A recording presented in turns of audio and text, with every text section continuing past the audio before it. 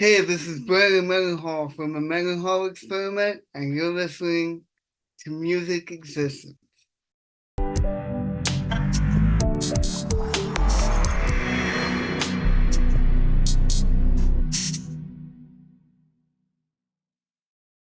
Welcome back to another instance of music existence where, because of music, we exist. I have a very special guest with me today. This is Brandon Mendenhall. He's the guitarist and main songwriter of the Mendenhall Experiment.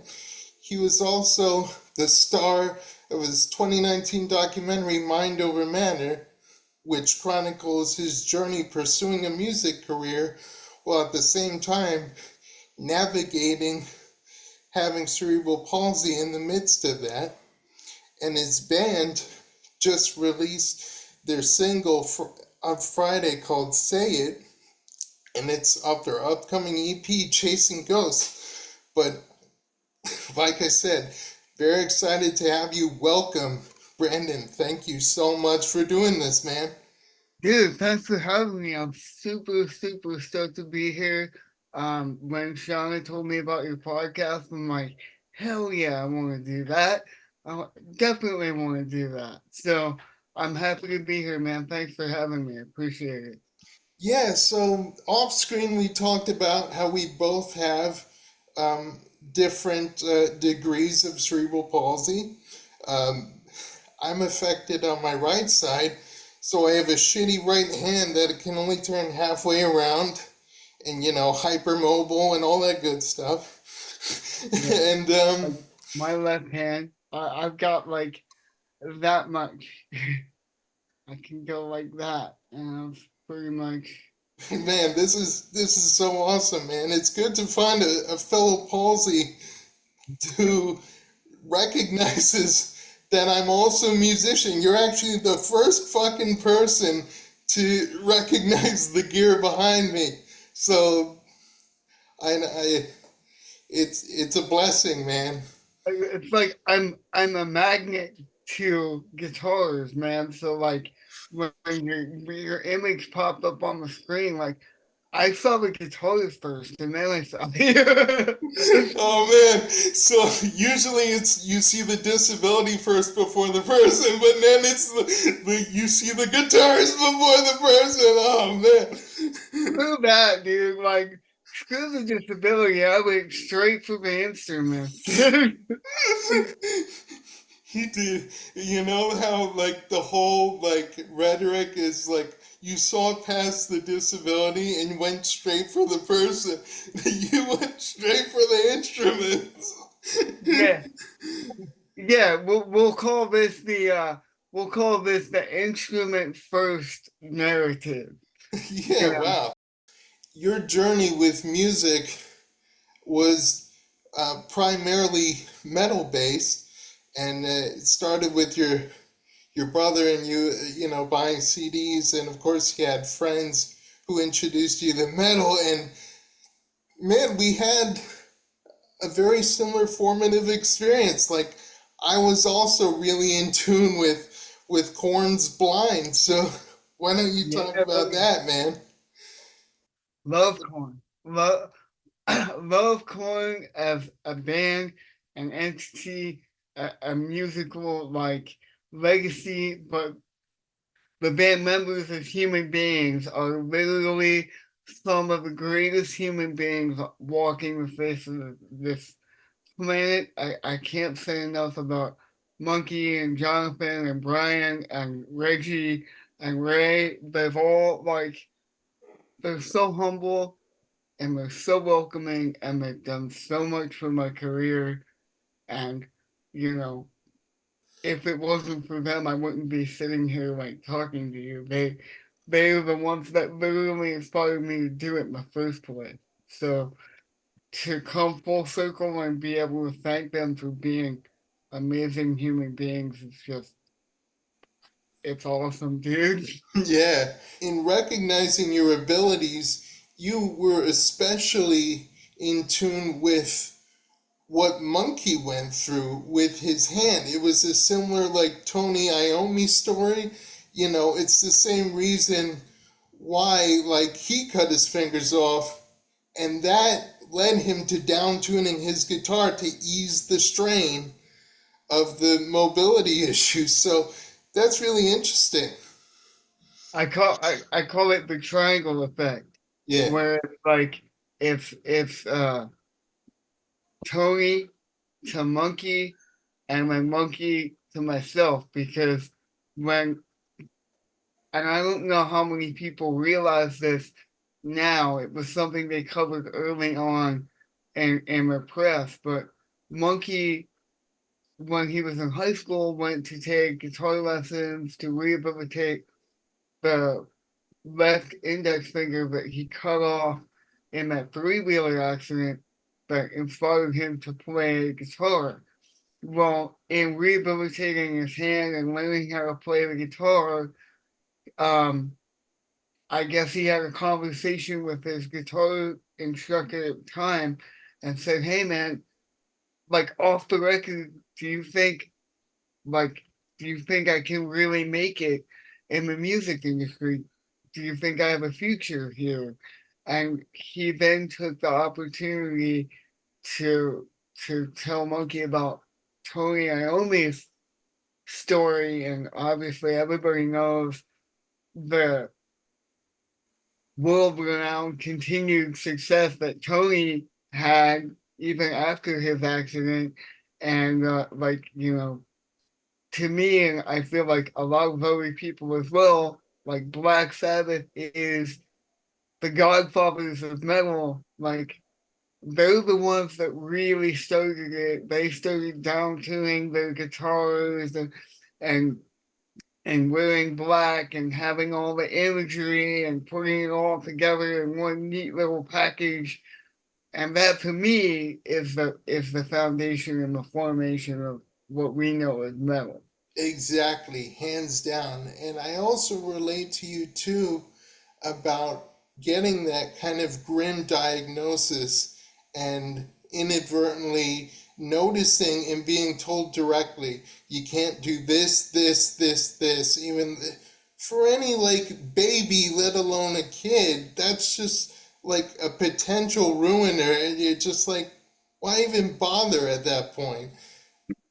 And it's like, Exactly. yeah, and it's like shit. What do you want me to do? Even if I do make progress, are you just and like when I watched like what happened like with your grandmother, your grandfather, excuse me, when you were a little kid, like you were just playing with the toy guitar, and like when you were getting that diagnosis, he was like, "Nah, I'm not gonna like get his hopes up, trim the strings off the guitar, see you later, potential guitar player." And then you try doing this again at 19, and he's like, what are you doing?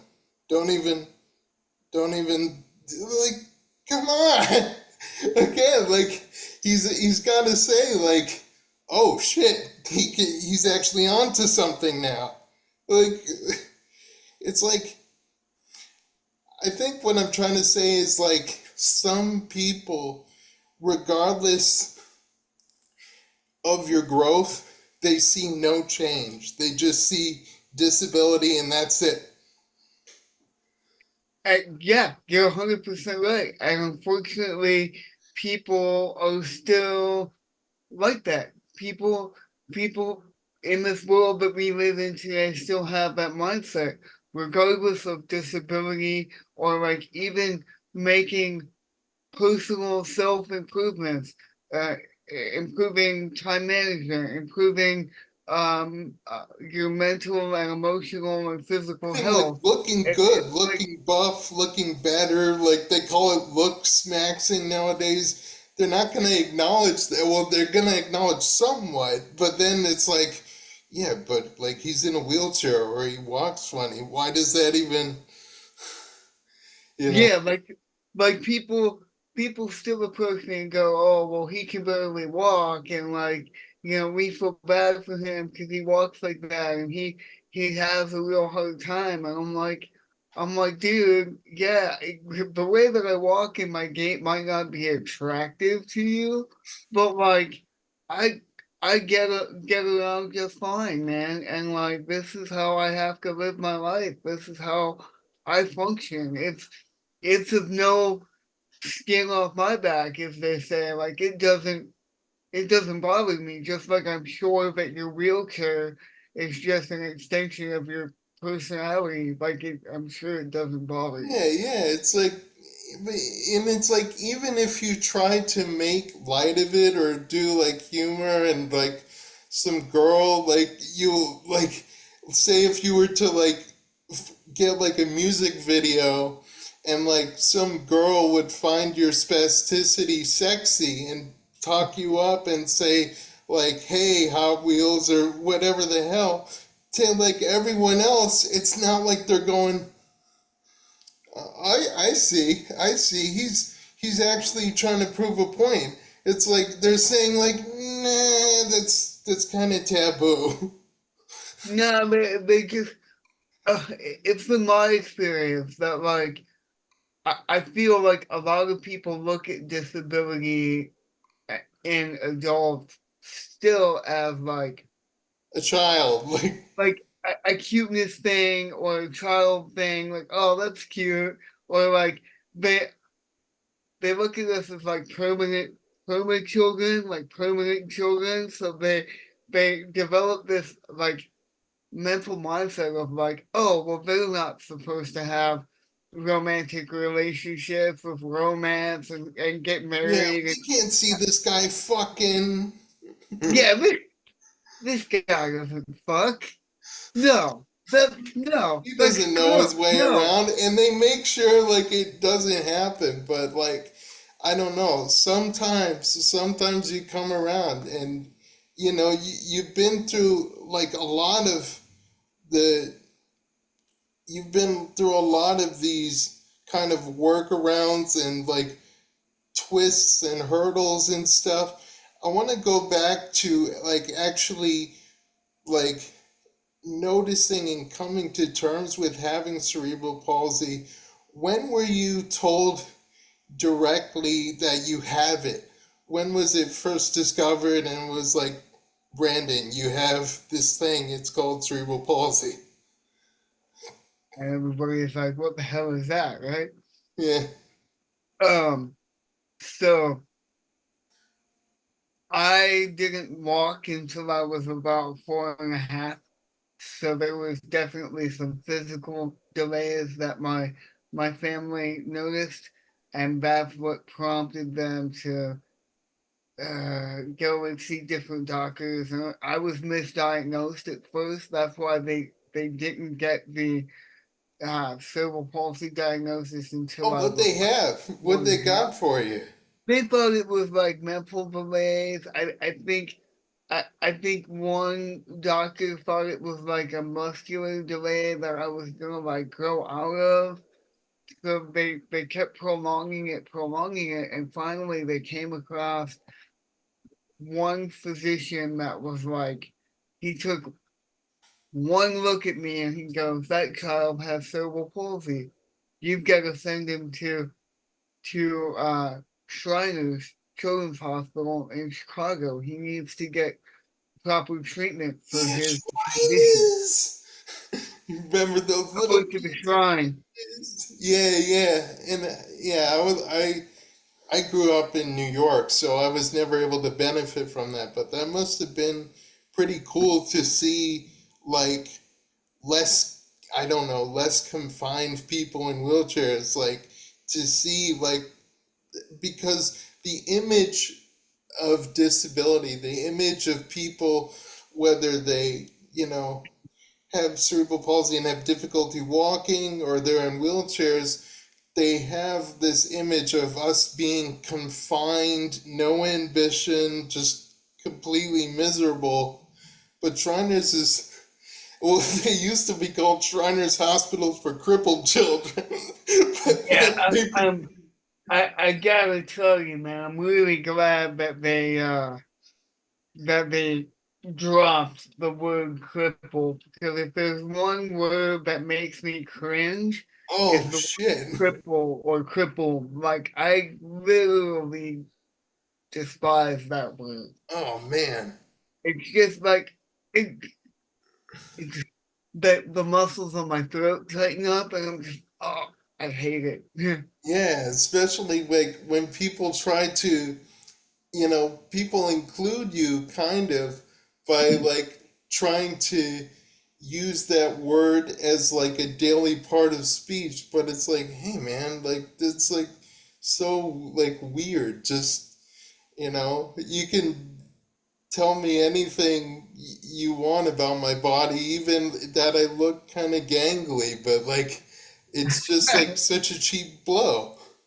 Yeah, yeah, and it's a common occurrence that a lot of people with cerebral palsy kind of look gangly, but like, but like it's just like our aesthetic. But don't call me crippled. Like, don't you that word? That's a dirty word to me, man. But them fighting words, as we say, Them fighting words. Yeah, you're going, you're going to get punched in the mouth. yeah. And so it's like, so after you were given that diagnosis, obviously you went through that trial and error of, wanting to play guitar, but then like, you know, being like discouraged at every point. And then when your mobility in your otherwise no mobility left hand was improving, did you become more excited with the progress that you were making? Well, guitar was like a really kind of slow burn for me. Like once I was able to like get that loan from my grandmother and get my very first guitar, like I got the guitar and I was like, okay, well now how do I play? Right? And Yeah. so it was just from square one, like how do I tune this thing? How do I play this thing? And no, I don't sound good. And yes, I'm struggling to play chords. And it was like just figuring out the instrument and trying to get it to work, trying to figure out how I was going to fit myself into actually playing the instrument. And that process took a long time, man. It wasn't until like I was almost done with college, I think, um, at Full Sail before it finally started to click Yeah, when I yeah. You finally started to like develop your own groove, right?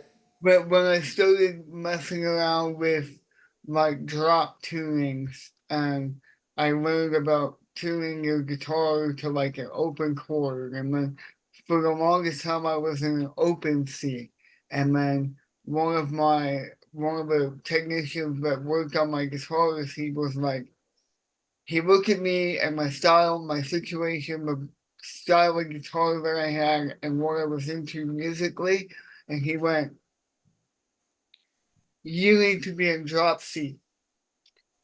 And so then I dropped it and everything made sense. It's That's like, oh, this is the sound that I'm hearing in my head that I wanted to come out of the guitar.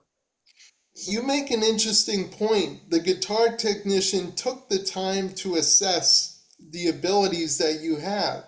And, as much as discouragement, like you'll never play guitar, don't even try, as much as that affects you, sometimes it doesn't light a fire in you. And sometimes you're like, fuck, like maybe he's right. Maybe I am just a C word, But then, like, what you need is encouragement, especially someone who is good in their field and who takes the time to know somebody and like you develop that relationship. So That's really cool that the technician kind of accepted you as you are and was like, I think he's capable.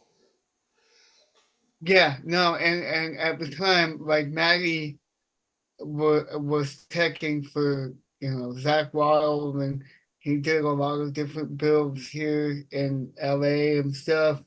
And he worked at the Ibanez custom shop for a long time. And he had worked on, I found this out years later, he had worked on like doing the paint for some of my favorite guitars, iconic Monkey Ibanez custom shop guitars that were just so iconic to me as a young kid that I just gravitated towards. And it was just stuff like that that really encouraged me and made me want to play the instrument even more because I saw these great, beautiful custom shop, one of a kind guitars.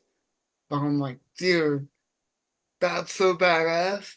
And someday I gotta have something like that, you know? And it all it all happened for me like this about a year ago. Ibanez sent me my very first custom shop, and talk about an emotional moment, man. Like that moments like that was I took the time before I popped the case open and like kind of said a silent prayer to my old man and was like, I really wish you were here to see this because this is some shit right here. And So did your you, dad I, encourage you a lot? Was he I'm like the one of your advocates besides your mom?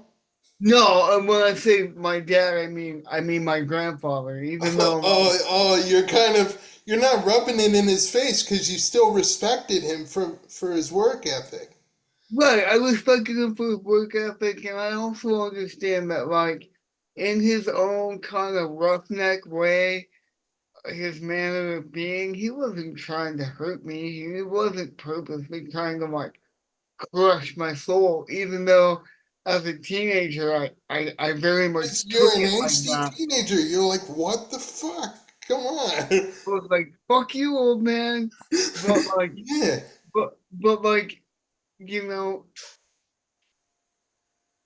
my grandfather was m- much more intelligent than he gets credit for.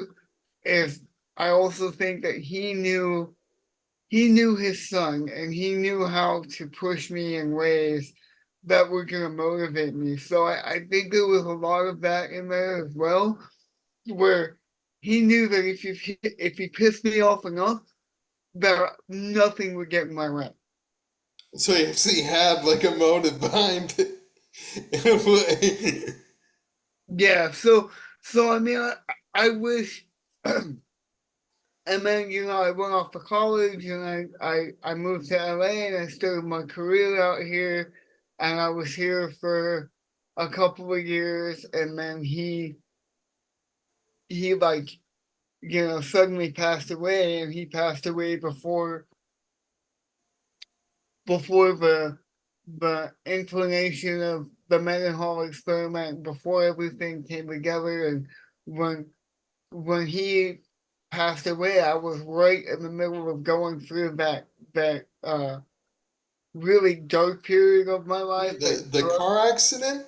the drug period where I was like, I came to LA and I really couldn't find my way out here, so Oh shit. I started partying and doing a bunch of drugs, and for like 2 or 3 years, I was just that's what I did, you know. And he passed kind of right in the middle of that, and that made it even worse too. Oh Was shit, like right in the middle of your addictions. Yeah, what yeah, I was mentioning was like when you actually found the band that you were in and like that whole thing happened, but we'll get to uh, that. And like he, in terms of establishing that independence and sort of going off on your own, this is going back a little bit. You were, I mean, you lived in a trailer park, right? Bourbonnais, Illinois. And you said that in your documentary that the concerts were all in like the Chicago area. So that's how you were able to find your individuality in the most literal way. Let your hair grow out and style it up. And man, like back in the early 2000s, you were like the new metal kid. I was, I was a million percent. I was the new metal kid. The hair, the tracksuits, the Jinko jeans, the the. I'm Super like early 2000s, I'm man. Jinko I'm like jeans. I'm like a medium sized T-shirt, right? But back then, I would buy every concert shirt. Every concert I went to, I would buy a shirt, right? And every shirt I bought was an XL. And probably back then, I was more of like a small, like Oh, man. some, But you really wanted to get into character, right? Because it's all like baggy shirts, baggy pants, everything. but but bro, like I think about that now, and I think about all the epic shows I went to, and all the epic concert T-shirts I I accrued. Like, dude, I would have the most killer on stage retro wardrobe to wear forever on stage had I bought those shirts in my own damn size. Oh, shit. Well, also, you can make a lot of money because those things are like fucking vintage. Man, I think Goodwill probably got most of them before I realized I could sell them. You'd still collect them just for old time's sake. Or you'll find someone who's like, hey, that's that shirt that I got in like 2002. Yeah, right. It's so crazy to think like 2002 was like 22 years ago. Like, what the fuck? Like, Yeah, how does like that how does that even work, bro? yeah, like it doesn't like when you think like the 2000s, it doesn't even seem like all that long ago, but like it's just like fucking overwhelming like sometimes when you do look back. So you made your way from Bourbonnais, Illinois to Los Angeles. You were visiting a friend and you ended up staying in the area. And how did the Mendenhall Experiment get together? How did you initially craft that lineup? Did like when you were putting yourself out there, were people kind of like dismissive of you and say like, "Who's this guy?" Like, you know. Absolutely, absolutely. Because when I came to LA, I was still like in this gothic kind of like metalhead aesthetic kind of look because I went through the whole new metal phase and the XL everything, and then by the time I got to college and I was in at Full Sail, I was in this crazy black metal gothic phase where everything was black, everything had pentagrams on it. Like my favorite band is always gonna be Korn, but back then I was like super into like Demutable Gear, like Cradle of Filth, Oh man, like Merciful Fate, like what's that other black metal band, Mayhem, mayhem, and yeah. I was just like, dude, if it was obscure and it was black metal and it had pentagrams on it and the guitar was killer, I was about it. So like, so when I came to LA, I was in this total like gothic black metal phase, and like I got to LA, and my homie that I came out here to visit, he was in like a Linkin Park kind of band, um kind of rap rock, and they were getting signed to Nick Carter's mom's management company. So I landed in LA, started hanging out with my buddy Dave and his band, going to their rehearsals in Hollywood, and then getting introduced to LA, getting introduced to Hollywood. Back then, Melrose Avenue was like the place to be. Sunset was still popping. Like all the clubs were there, the Key Club, the Viper Room, the Roxy, Holy the shit, Whiskey. even past the hair metal days, like it was still like the place to be. It wasn't as much as it was in the heavy metal days. Don't get me wrong. It wasn't as popping as that, but it was definitely more popping than it is now. Oh And there shit. was definitely more clubs down there. There was definitely more local bands trying to come up and trying to make it.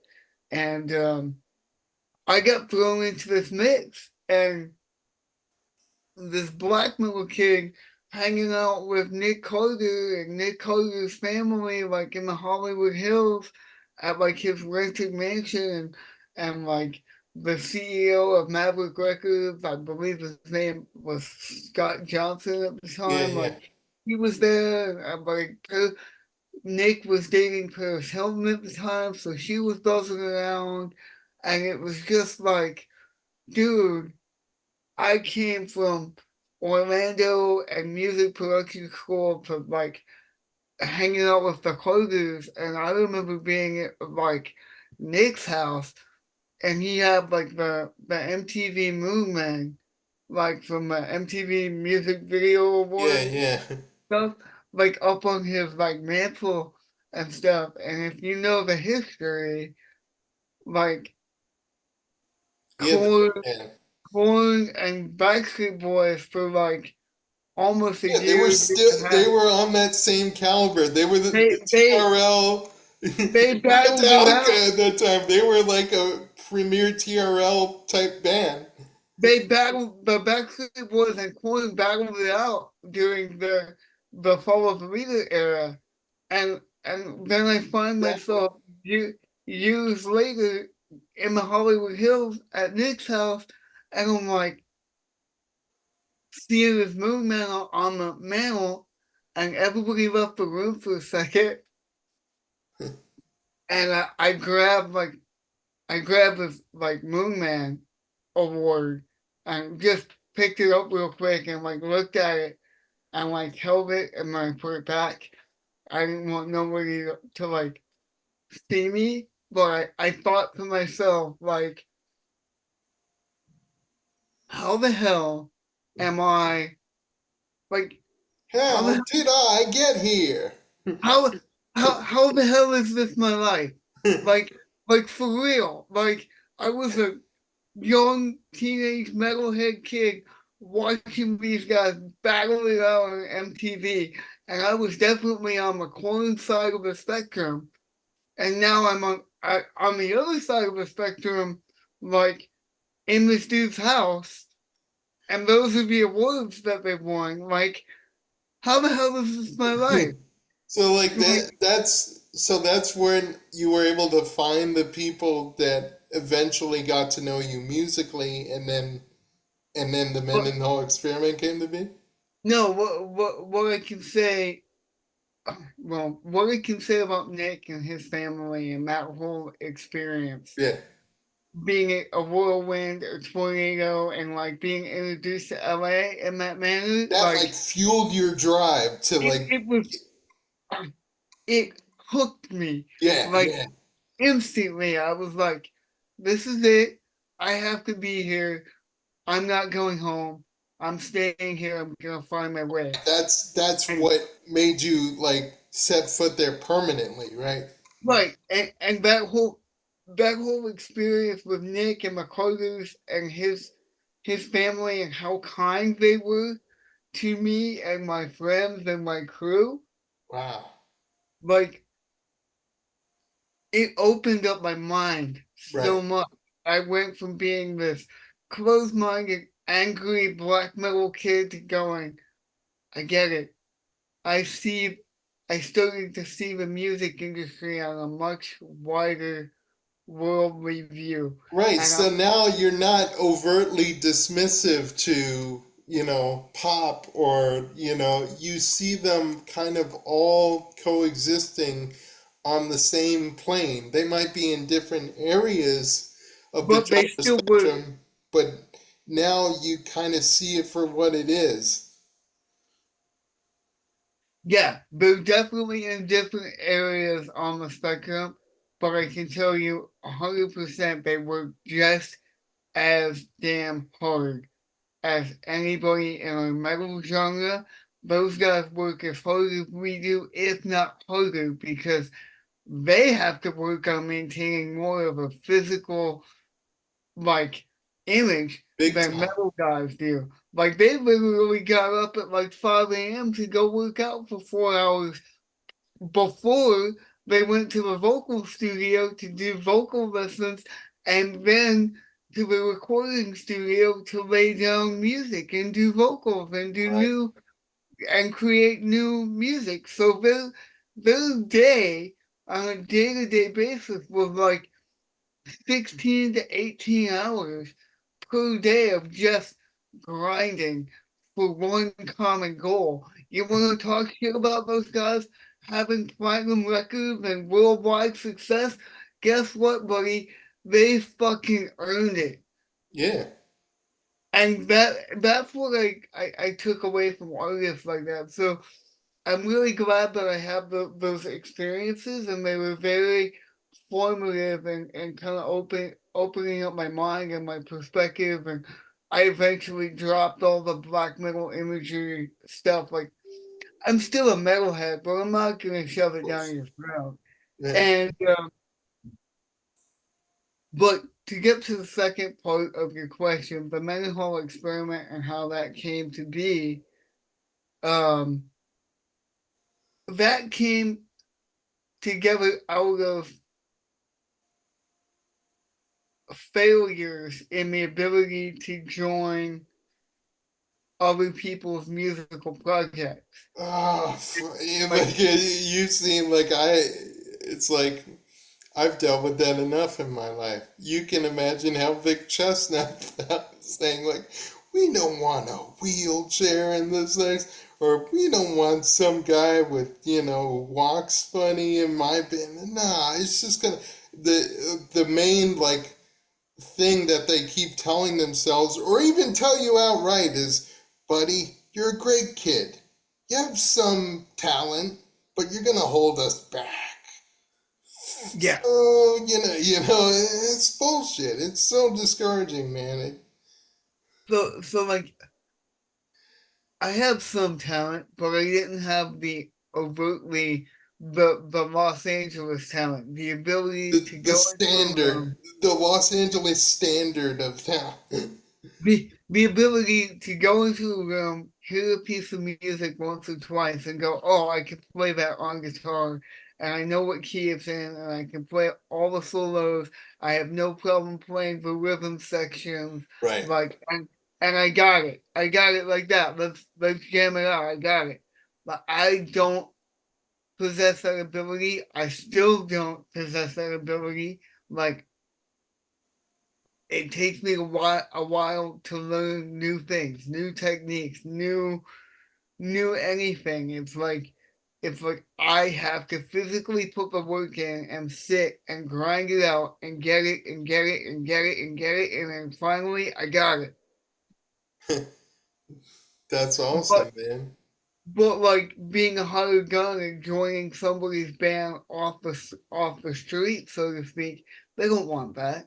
They want somebody that can come in and nail the songs, and they want to go play shows in like 2 days. And it's not realistic. So like, I was gonna quit. I was like, I was Fuck coming all off. this. I was coming off of being on drugs and partying way too hard, and I was borderline an addict, and like nothing was going right for me. I lost my internship at the studio because I couldn't drive a car. Um, my I was working at Target. I was working a shitty job that paid me like $7.50 an hour. Like I wasn't making much money, so I didn't have a, much of an ability to do anything. Right. And I was like in a really dark place, and I was gonna quit. I literally brought one of my guitars, and I was like, "Monkey deserves this guitar more than I do. Shit. It's better off in his hands." And in the back of my mind, even when I first got it, I always thought to myself, like, I want to give this to him because the ones that they had were so shitty and so beat up because they had to find them in like pawn shops and everything, and it was like they were um they were just beat to shit because Right. at, at that time period of the 90s, like Ibanez made them for a short period of time and then they stopped making them. Right. And then so they were only able to find those Ibanez Universe guitars secondhand. Right. And so I got lucky and I found one that was it, pretty much in mint condition. So I always kind of thought like it would be cool to like customize this out and give this to Monkey as a gift.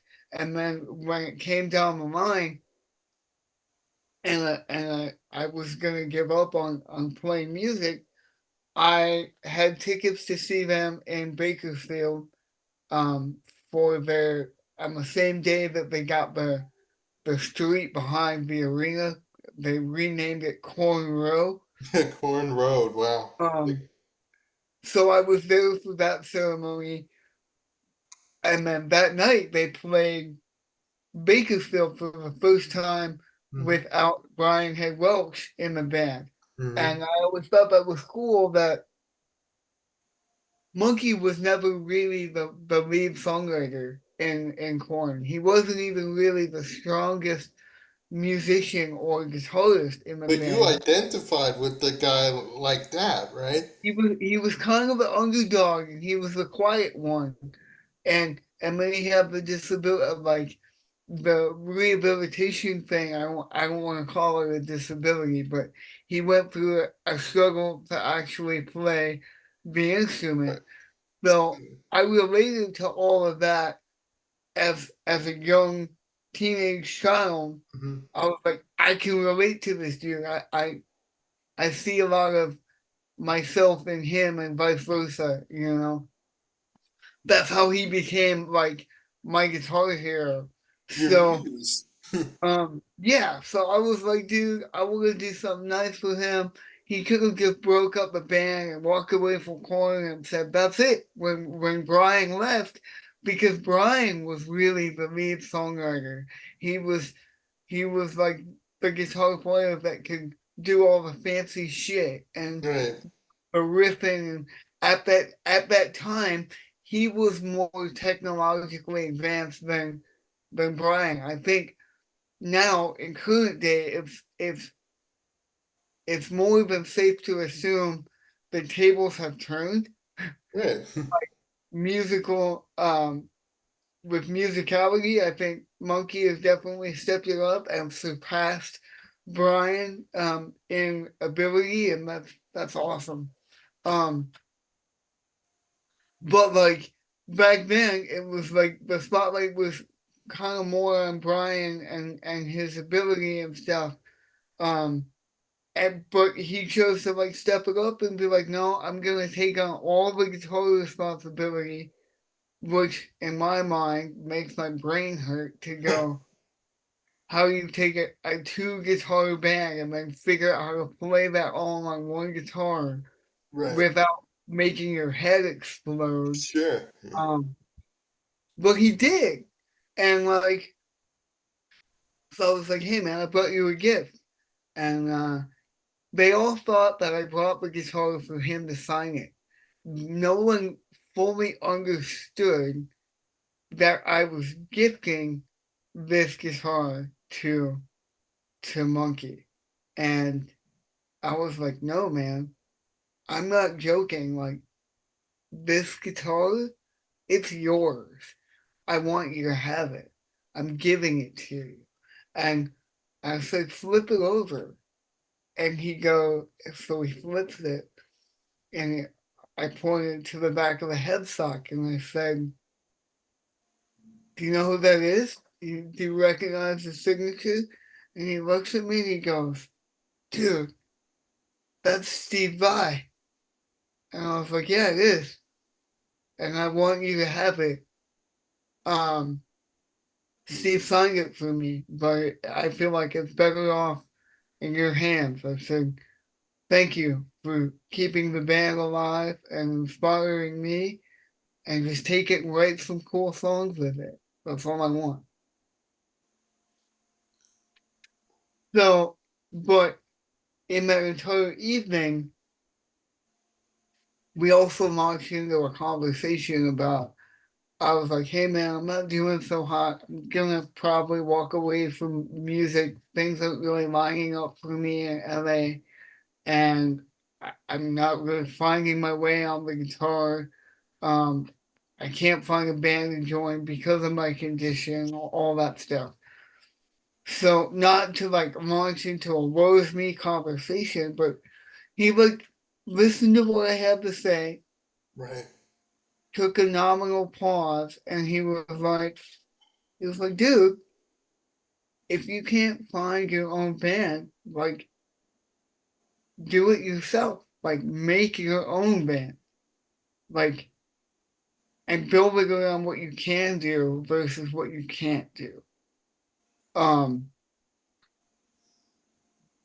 and I really sat with that for a couple weeks after we had that conversation. But it really it was profound, and that's exactly what I did. I started writing my own tunes. I pushed myself over the threshold of going, okay, dude, it's time to stop buying gear, stop buying guitars, stop Stop buying being in the collector mode and start putting yourself out there, man. yeah, at the time, I had a one bedroom apartment with the bedroom I had converted into a music room, like a studio room. So I my bed was in the living room, and the bedroom was my office, my studio, and it was like, dude, it's time to get to work, man. Like, stop buying equipment. The collector phase is done, and now it's time to put this shit to function. And I just I did, man. I just started putting shit down and doing my best to put things together. And the Mendenhall Experiment was born Yeah. out of all that. That's how the band came together. It is my literal experiment to say, can the dude with cerebral palsy form a band, write a bunch of songs, and then take that band and elevate it to a national level of success, and then in turn use it as a vehicle to raise disability awareness for everyone Yeah. worldwide.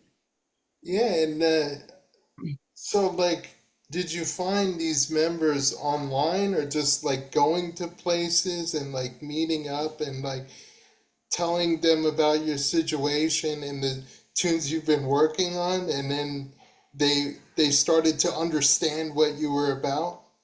Well, the first thing I did was I put a bunch of songs together. Right. I put my riffs together. I got in front of my Pro Tools rig. I chopped up a bunch of drum loops. I put song structures together with my knowledge that I gained from Full set. college, Yeah.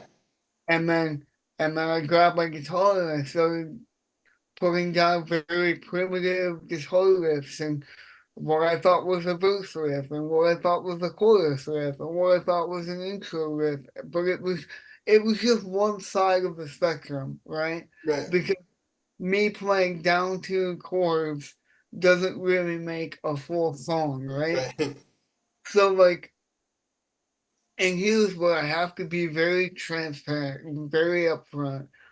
I am definitely not the lead songwriter in the Mendenhall Experiment. I am definitely a leader of sorts. I am the cog in the machine that makes this entire thing function. You can call me the nucleus, but I'm definitely not the lead songwriter. Everybody in my band and the people that I've assembled around me, including different writing partners that I'll throw ideas off of, that help me bring the songs together, like our producer Chris Collier. He's helped me a lot with the writing process.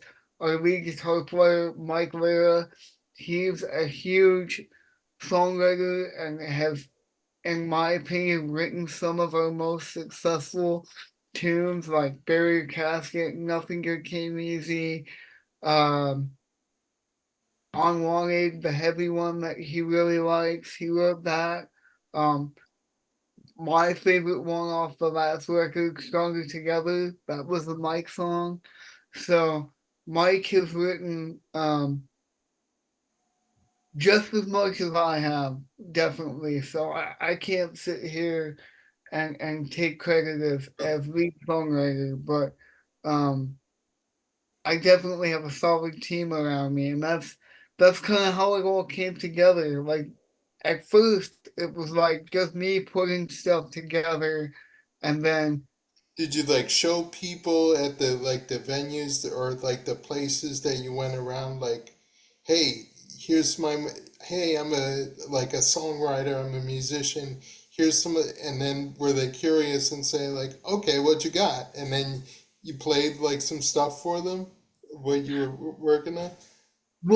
yeah, basically, I was able to put my ideas together and work with a couple of like musician friends, like So they would right. just come around to where you were at, and then Yeah, I would call them up and be like, hey, bro, I got this, I got this riff, I got these songs I'm putting together. Do you want to come on my place and maybe play so some it lead really guitar on it? helped to like be in that area with all those connections already. Yeah, I mean, Los Angeles is always been a hotbed for rock and roll and metal, and like, you And it's know, cool too that they didn't blow you off and say, "Well, I'm kind of too busy." They actually like made time for you because they understood the merit in what you were going for. yeah, I mean, by the same token, I've been blown off like a billion times in this industry. It just happens, bro.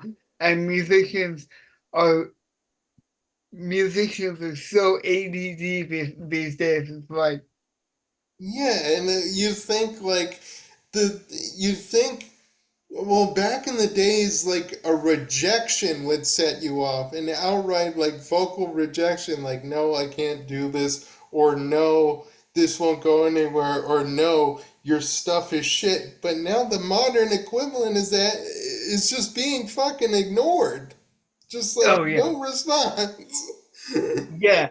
The modern equivalent to like crushing you, like telling you to fuck off or your music is shit and nobody's gonna get They behind call you. it ghosting now, the ghosting. People just don't respond to you, and like that's very much what I've learned is like when you get no response, that means no. Um, But you gotta have the balls. You gotta have cerebral ballsy to like reach out and just kind of hope. Yeah, have that vain hope that no, people man, say like, "Yeah, I, like I'm gonna I work with put, you, man." I push the envelope. I will always be the dude that pushes the envelope, and Right. till you physically tell me no, this is a dead avenue. I'm gonna keep pushing until I get a definite, and that's just me kind of being an asshole. Like, fuck you and your ghosting tactics. Like, if you don't want to do it, then fucking tell me. Be a man and be like, no. Right. It's So, your resilience. So you managed to get these like solid members, and you stuck with a band for a while. You had like a really good run, but then you got into that big accident, right? That car crash. Y- Like Yeah, so everything was just like torn to shit, and everyone was like worried out of their minds. yeah, so what happened was in the beginning it was me putting songs together with some writing partner friends of mine that I knew, and once I got like a batch of songs together, like 4 or 5, I think I had 7 songs, right? Right. And we went and I got some friends together in Illinois. I was on vacation seeing my family and stuff, and I just had this demo tape of like songs, and I'm like, Justin, let's get together and we'll call everybody we knew. We'll learn how to play the songs. I booked a couple of shows, and like those were the first TMX shows, and like 200 plus people showed up both times, and Holy like shit. Like you were a completely new band and they just I happened. never, I never played guitar on stage before, and I was like, well, Holy shit. this is either gonna go really well, or I'm gonna fall flat on my face. Or you're just gonna be like the pat on the back inspirational thing, like guy with cerebral palsy plays guitar. Yay! Yeah, am I the only one that kind of used the word inspiration or inspirational as like dirty words? I It's don't know. like You're in a position, you're in a position having this band to be truly inspirational. The way you advocate for disability awareness and like you and what I love about you is you inspire musicians with disabilities like me to get out there, to put your foot forward, to like know people and all that. Like I think a lot of disabled people, when they're thrust in that position, they're like,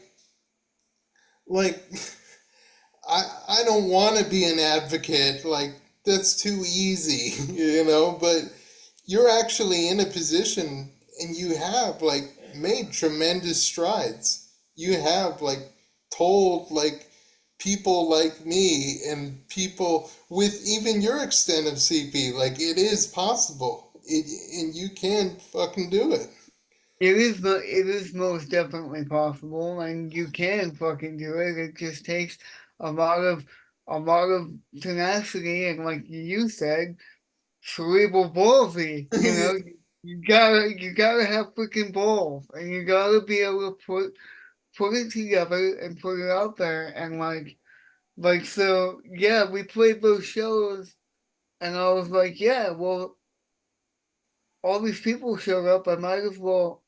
I went back to LA and started looking for band members to be a permanent part of the band. And in the very beginning, it was a revolving door. It took a while to find a good combination, and then we got a good combo in the first 5 that we had. That things really started to take off. We started to get bigger gigs around Southern California, and then Monkey got us added to the Aftershock Festival in 2013 with Korn and Megadeth and Five Finger and all those dudes. Um, and we went and did the festival. We played at 10 o'clock in the morning to nobody at first because they delayed opening the gates by 8 minutes. Right, So the crowd only caught like the last half of our set. right, So like by the time we were finished, we had about 75 people in front of us. right. And they were just running towards the music, towards the stage, trying to like get there and get a position and like be a part of it, right? Mm-hmm. So it was cool. It was a cool first festival experience like that. I'm forever grateful to Monkey and being there and getting to do it. It was a very different experience then as opposed to doing a festival now. That first one I had no responsibilities. afterwards. It was like we played the show, and then it was just cool. Pack up the gear, and we got to hang out the whole day. And now we go into festivals like that, and it's like I gotta play, gotta make sure my gear gets taken care of, and then I'm in the media tent all day doing press, doing interviews with guys like you, and I don't get to see the bands that are on the festival. I don't get to just like free roam and like hang out with whomever I want to hang out with. Right, Um, some of it's kind of shitty because you're it, like, it's definitely more work oriented now than it was that very first time. So I'm very grateful for that. Um, but then after the accident that you're referring to happened on the way home from um that first big festival moment, and I wasn't in the vehicle because we had about 7 people in our crew, 5 band members, and we had um a crew member, and then we had the bass player's girlfriend was right, with us. We had a mix of like 7 people, and basically we split in half, right. and half of us stayed at the festival, and half of us left to because they had to get back for work and everything. And I was like, fuck that, man. I'm not leaving. I'm gonna stay and watch the bands and hang out with the bands. And I wanted to like meet Avenged Sevenfold and all that. Yeah, yeah, of course. My lead, my lead guitar player wanted to meet Avenged, and we did. We ended up meeting Shadows that night.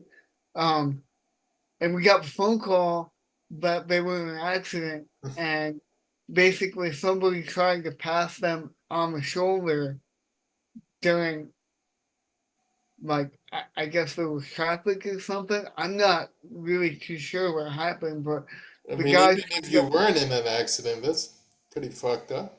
the guy tried to pass them on the shoulder and then slammed right into him. Holy hell. And like my singer was in the truck. He got a broken back and he was airlifted to a hospital. Um, Everybody else was pretty banged up. Um, the guitars were okay, but the amplifiers were trashed. Like the drums got banged up real bad. Oh, Um, man. we had a few cases of monster in the back of the pickup. There was monster all over the highway. Like it was nuts, dude. Um, from the photos that I saw, because I wasn't there, but it was after that accident that tensions kind of came to a head, and um, that lineup broke up, and then the guy that was my guitar tech, Mike Rivera, I approached him about playing lead guitar in the band, Right. and I had another bass player in line. And so me and Nathan, my bass player, we approached Mike and said, "Hey, we want you to play for the band because we're gonna relaunch the Mendenhall Experiment with new members like immediately." And he's like, "Oh, well, my brother will play drums." So we got his brother on drums, and then we took a few weeks like looking for a vocalist, and we landed on Mario. Mario came in and sang for us, and we just knew the very first time he laid He was something like a down. real turning point in your sound. Yeah, we just knew. I looked at Mike and I was like, "He's the guy. We gotta get him. He's the guy." And and then we got signed, and then things got really took off and got crazy. We did the movie, we did the bigger festival, we did um and then eventually that lineup fell apart. Like Mario ended up having children, and he had to leave the band, and then COVID happened. Oh, fuck. And Yeah, then, yeah. and then the economy and everything is so crazy that like it's kind of like where the Mendenhall Experiment stands today. It'll always be me and and Nathan and Mike, and like it'll always be the core three, and it's kind of a revolving door. Like you're gonna see All right. different people come in and out, and I'm not married to to one lineup anymore. I don't think um So Alice Hayes, like for her time, like feel she'll fill the role that she needs to, and you're gonna stick with her as long as you can. yeah, I mean she's gonna ride it out with us for a while, but I mean she may not be a forever thing, and I have a feeling that there's gonna come a time that you will see a different iteration of the Mendenhall experiment, and that's okay. So it is This an experiment. It's like a revolving door of musicians.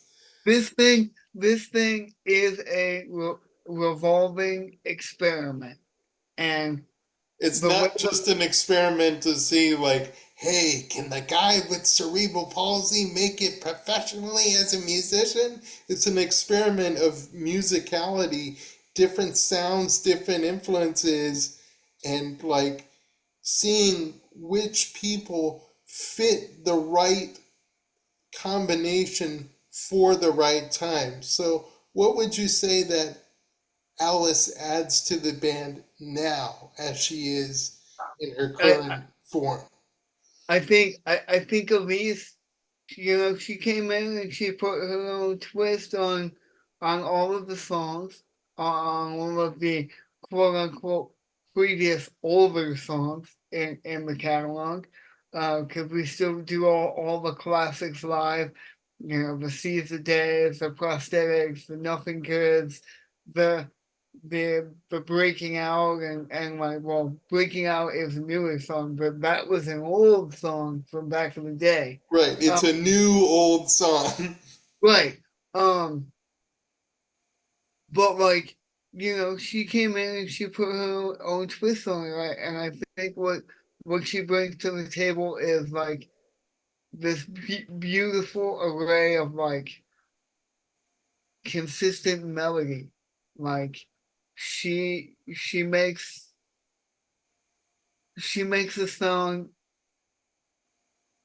more distinguished and more beautiful. I think she adds more melody, and we were lacking that before. We had not lacking, but we were heavier before. We had a lot of like cock and balls. We were Mario was screaming all over the place, and Mario's a great singer too. But I think what Elise brings to the table was just kind of raising the bar of musicianship, and vocally raising the bar vocally, and putting some really distinct melodies in there, and giving some people some really memorable songs and memorable parts to take home and to cherish. And like, all I can say about the Mendenhall Experiment now is like, this is a band that you're always going to see have chapters. We did the Mario chapter. We're currently in the Elise chapter. Eventually, that chapter is going to come to a close, and we're going to see a third act, a third chapter to the story. So, and I can see that continuing until we get signed to a major label, until like, you know And you do the have right a distribution angle the figured out, right? yeah, but like, I think it will be like, the right combination of musicians. But what I'm experiencing now is like, people come into the band and they express themselves musically, Right. and then they're like, oh well, as time goes on, like, They want to go off and do other things. They want to experience other avenues and other things in life. And you can't fault them for that. If I'm a lifer and this is what I do and this is how I've defined my legacy as as being the leader of the Mendenhall Experiment and having this vehicle of raising disability awareness to the world, I can't expect everybody to want to be on board with that 100% and live my dream and live my life like the entire time. Maybe we'll eventually get there. Maybe I'll find a chapter of the band that wants to like stick it out and be lifers, but I haven't come to that chapter in the band yet. And until then, it's gonna be what it's gonna be. You'll always see me up there playing guitar. You'll probably always see Nathan up there. You'll always see Mike in some capacity, and and whomever else chooses to be a part of it, they're more than welcome. I know that Mike has a problem um, as far as being able to tour full time, so we've been taking out like filling members on lead guitar to fill in for him. But when it comes to the studio stuff, it's me, Nathan, Mike, Justin, and until like people tell me otherwise, like it's me, Mike, Nathan, Justin, and Elise. And do I have an inkling that things might change in the future? Probably. But right now, we're five. Mm-hmm. And I just love your songs. I mean, just the titles that they have: Prosthetic, Nothing Good Came Easy, Pulse of the Lost. That's like a more recent one. And of course, your classic, Seize the Day. And I love the stylistic elements it pulls from it. Like, as soon as I heard each song, um, like, I immediately thought of that early 2000s Helmet era when they did Size Matters, when they start playing in like drop tunings, and like it reminded me of like that era when Page Hamilton completely changed his style. And I think you guys like really encompass that really punchy sound that kind of like hits you in a very unexpected way too, because you look at the titles and you're like, well, that sounds kind of campy, but then you listen to the lyrics and they're like, wow, they're actually like really thoughtful. And of course the riffs too and the production, it all comes together full circle. Thank you, man. I really appreciate that. One thing that we pride ourselves on um, is just writing great songs, man. Like you look at all the iconic bands, the Corns, the Metallicas, the Panteras, the Nine Inch Nails, Rob Zombie, White Zombie, like whomever, Pantera, like you know the reason why all those bands are successful, um, is they all have one thing in common, and that's they all write great songs. Mm-hmm. It's not about how fast you can play or how heavy you can be. It's about writing a great song that tells a great story. That's it, man. And when it comes to your new song, Say It, that's going to be off the EP Chasing Ghosts. Say It is about like not being afraid to show who you truly are. And I equate that to saying like, hey, I'm Jake, or hey, I'm Brandon, and I have cerebral palsy. It's not saying like I'm disabled or all these other kind of cheesy euphemisms. You say like I have this, you want to learn about it? By all means, learn about it. Talk to me about it. Consult me about it. But if you don't and you're just going to be a dick about it, then kind of kindly fuck off. Uh, kindly go fuck yourself. Yeah, yeah, yeah. Okay. Yeah, that's what say it means to me.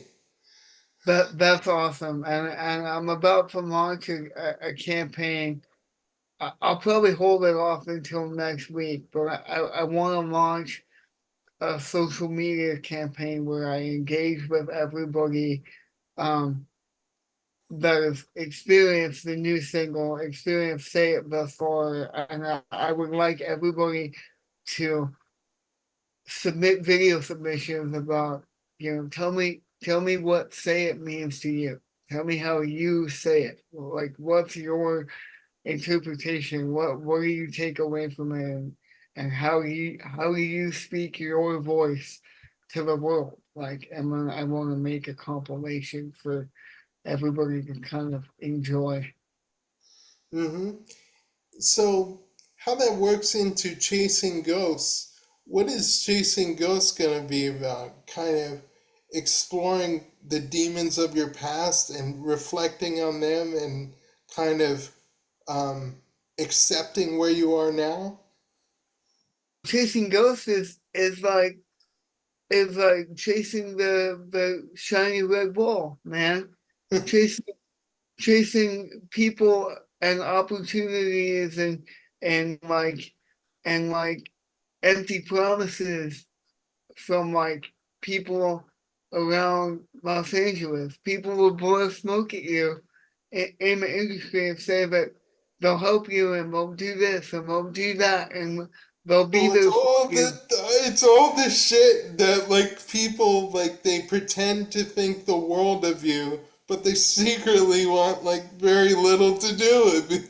I I call it I call it chasing ghosts Because they're because the people who ghost you. Oh, that's clever, man.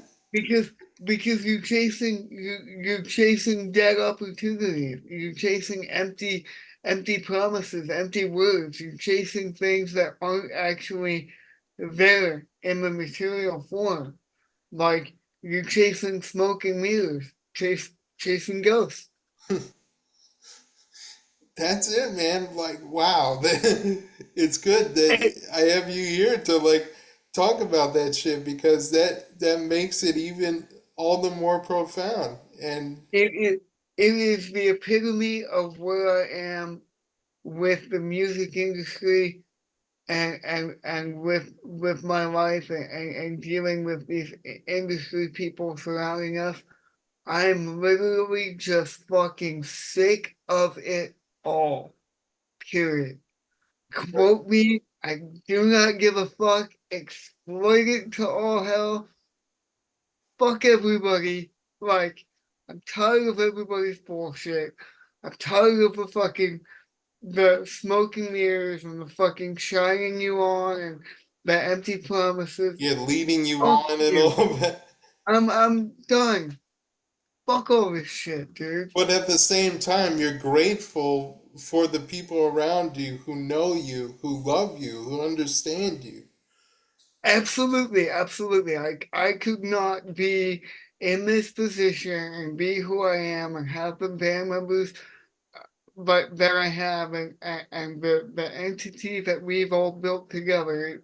It's not just me. There's five people in this band that have all contributed and all worked their asses off just as much as I have to Right. get this thing where it is today.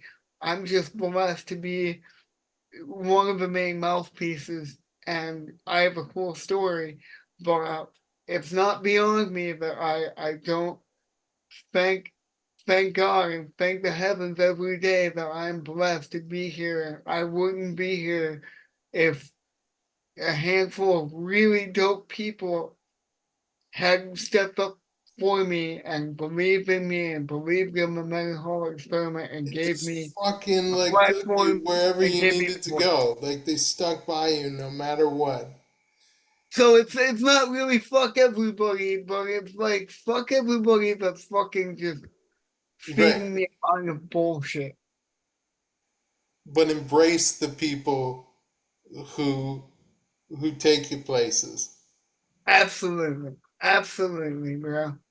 And then Considering the career that you've had thus far, what have you learned about yourself not only as a musician, but as a person? Um, to not take yourself so seriously, to not be quick to anger, not be quick to being upset, um, to more or less roll with the punches, and to not work yourself to death, man, because you can literally work yourself into a state of like exhaustion and burnout. And I've done that many, many times in my career. And I just came out of like a 6 month period where I was just extremely burned out, where I didn't want to do anything. The I'm like, I burnout still, it hits you hard. I still did shit because I had to. Like I still got up and I went to work and I still did like jam sessions with the band and I still did emails and I still ran the business. But at the end of the day, man, I was just freaking exhausted. And I didn't come out of that until I came home. Like I came out of it while we were on tour. Like this past tour gave me like it breathed new life into my it re-inspired me. It gave me the wings and the legs to continue with this because before I left for this tour, I was just burnt out, man. If I have one piece of advice to a young musician or somebody trying to follow in my footsteps, it's like, yeah, get your grind on, get your hustle on, but don't overexert yourself. Still make time to take balance in life. Hmm. I feel like that is so overlooked these days is taking balance, keeping your energy good, and preserving a sense of like personal peace. What you're doing is like amazing. That's an understatement. But to wrap it up, anything you'd like to say to your fans?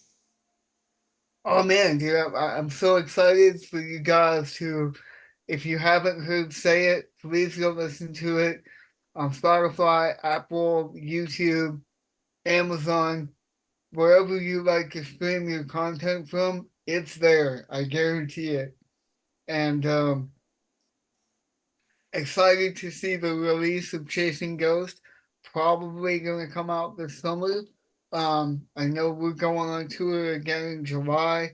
We'll drop more info about that real soon. We got some big stuff coming down the pipe. We'll be out in July. We'll probably be out in late August, early September. And if I have my way, we're probably going to be out in uh, like late October, early like November. We'll probably skip over Halloween because everybody likes to be home for Halloween. So maybe it'll be more like the first couple weeks of like November and be home for Thanksgiving. But we're gonna be out there this year supporting Say It, supporting the forthcoming Chasing Ghost, meeting all the fans and shaking all the babies and kissing all the fans, as they say, you know.